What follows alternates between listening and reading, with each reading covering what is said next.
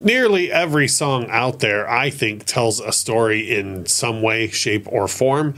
Lauren is going to stop by the channel today and share 5 really great story songs coming right up.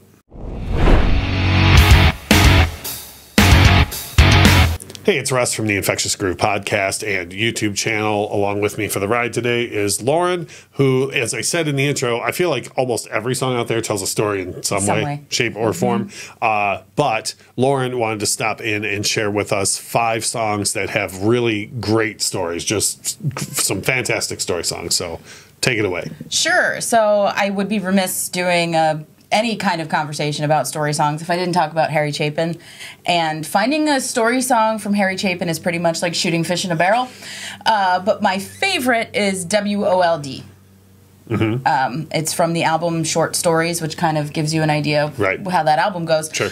The story this song tells is basically a guy who was like a rock and roll AM DJ and kind of gave up family life for that, and his career doesn't go super great, and then he realizes, oh, I left that lady and kids, maybe I want them back, and then at that point she's like, no, and he's like, well, okay, I'm bald and fat, I'll just keep being a DJ. It's funny that you mentioned about Harry Chapin.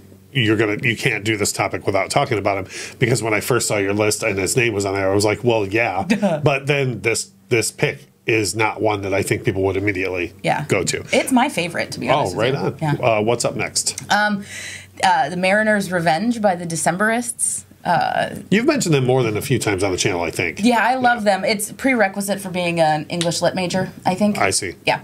But anyway, this song is, it's basically a sea shanty about a man whose mother died of consumption at basically the fault of some younger man who then took all of her money, and then it's about him finding revenge against this guy, and they somehow end up trapped together in the belly of a whale. All right. So it is not a realistic story. No, I mean... or, I guess it could happen. It could be. Right. All right, Harry Chapin and the Decemberists. What else do you got for us? This is probably the most left field thing on my list. It's a song called Timothy by the Buoys. This is their one and only hit. Yeah, I hadn't heard this at all, but when you mentioned it. The Buoys, actually, fun fact, are from my hometown. Of? Wilkes-Barre, Pennsylvania. I see. Yeah. And what are they talking about? I assume a person named Timothy. We assume it's a person named Timothy. This song was written by Rupert Holmes, the Pina Colada song guy. Oh, right on. And it is about 3 miners who get trapped in a mine that had caved in, and they're all out of food, and there's only water enough for 2 people, so they eat Timothy. So I guess I retract my previous statement, and it's a song we hope is not about a guy named Timothy. Right. So, yeah, that was the whole thing of it, like, because they basically did it for the controversy, right? Because their record label didn't want to promote their album. They're like, well, we're going to get them. We're going to get people talking about us with this song.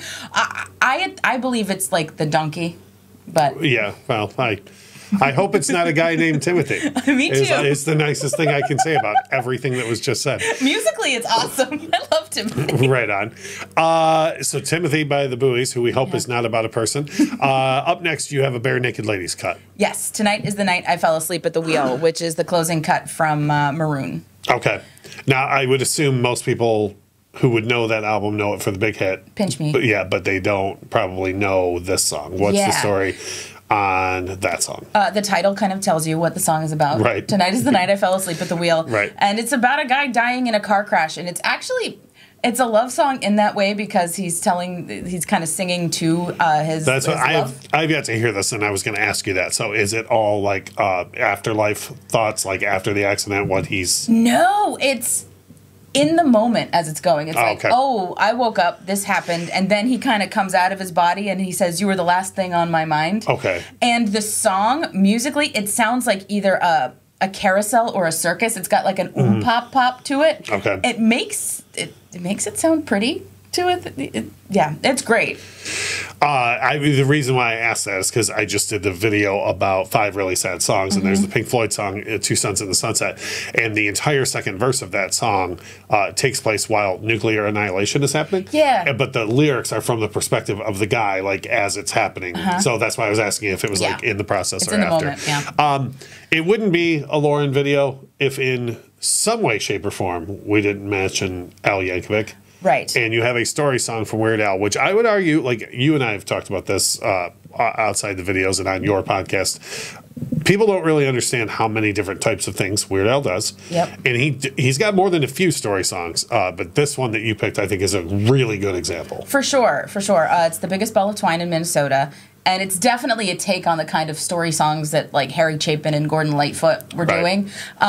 Side note, this wasn't originally the 5th song on my list. I had something else there and then realized everything was really sad, so I figured I'd throw Weird Al in to kind of liven things up. I don't think there's, other than the fact that they eventually get thrown out of the biggest ball of twine. Overall, it's a really fun song, and I don't mean this in a derogatory way, but it's not like fun like in Weird Al goofy type way. Like it's actually sounds like a fun family trip to be on. It's a fun little road trip to go see some kind of big monument in America, and it's about all the little things that happen along the way, and it's great. I would be curious to see if people in the comments could guess what song I had 5th before I replaced it with this, because it's very sad. Yeah, well, we always say, like, please make sure to leave comments and stuff, but that's a good one. Like, try and guess what she was going to be super sad about and still pass on. Story song, though, right? It's not story just song. Like the video I did was like, no, these are just plain sad songs. Yeah. So what story sad song do you think she was thinking of? And also, like I say, we kind of were like, Chapin's shooting fish in a barrel, Lightfoot's shooting fish in a barrel, you know. But if you have songs by those artists or any other story songs we didn't think of, we love seeing the conversation down below. If this is your first time on the channel and you think, wow, look at those 2 good-looking people talking about music, I need more of that, make sure to hit the subscribe button. If you don't see our videos regularly on YouTube, even though you're already subscribed, please make sure to hit the notification bell, because that will actually help the videos show up in your feed as well. But like we always say in these videos, thank you so much for watching.